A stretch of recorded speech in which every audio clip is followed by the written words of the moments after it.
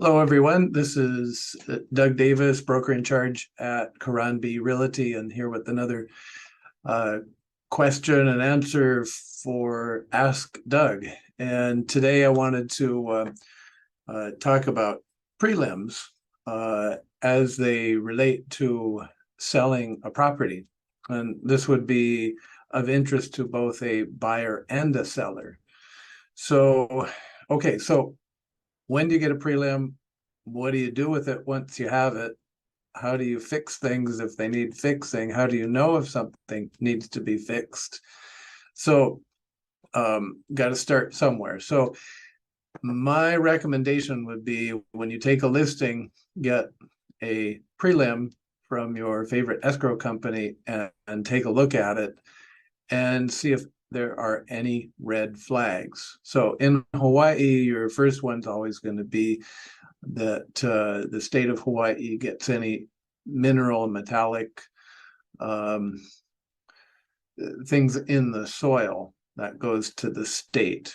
So that relates to steam. We don't have any metals, but that was originally put in by the king, who instituted that during the gold rush in California and thought, well, maybe there's gold here, it's mine. So that is preserved in our prelims, usually as number one. Number two is probably going to be real property tax, which is normal. Everyone has that. It may or may not tell you if they're in arrears or they're paid up, but you can delve into that in a different way. But if it's a red flag, then you want to make sure that that gets paid off during the escrow process. And then it'll go on and show mortgages, maybe child support payments in arrears, maybe federal and state taxes haven't been paid and the state or the feds have liened the property, or both of them have liened the property.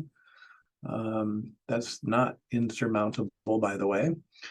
But there may be other things in there. So the ones that may not show up, probably won't show up, will be things like a non-perfected trust. So what I mean by that is there's something wrong with the trust. Maybe escrow, the title department won't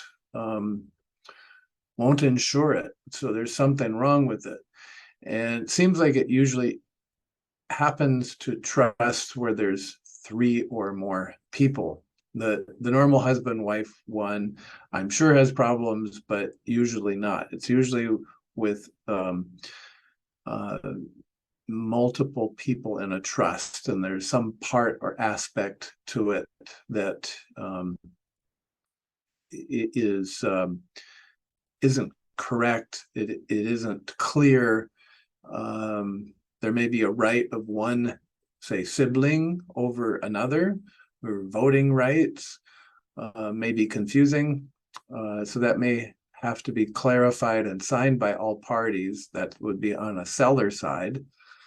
So you might want to evaluate your trust documents with the title department as you're preparing to list a property or during the listing process to make sure that you've got a green light and it's insurable and everyone can sign off on that.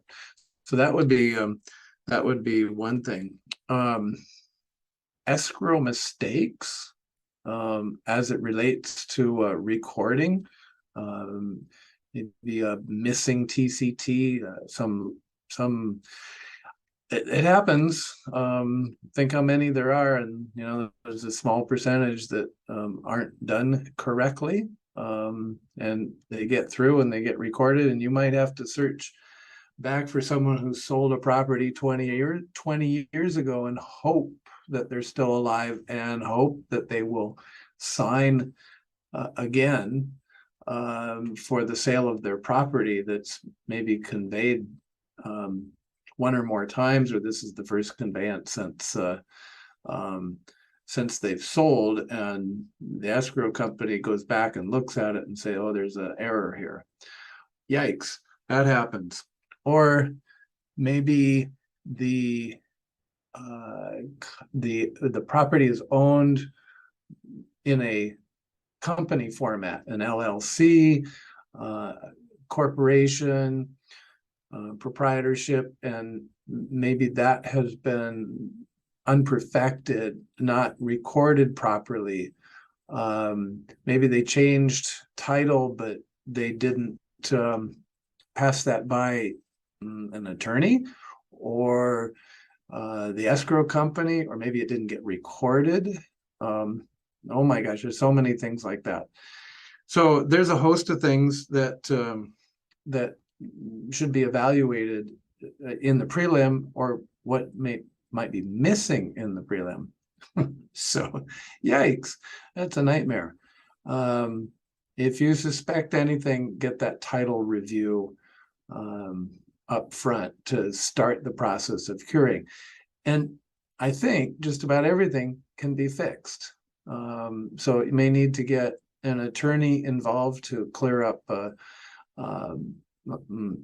company system, and then get it recorded properly. The trust, you go back to the trust attorney and do an amendment to the trust to fix it, and then have everyone sign. So there's usually a solution to everything, but you've got to tease out the problem, and you need to look at that prelim early on so you can see if there's a red flag or not, and understand it, or have it evaluated one-on-one with your favorite escrow person. So there you go.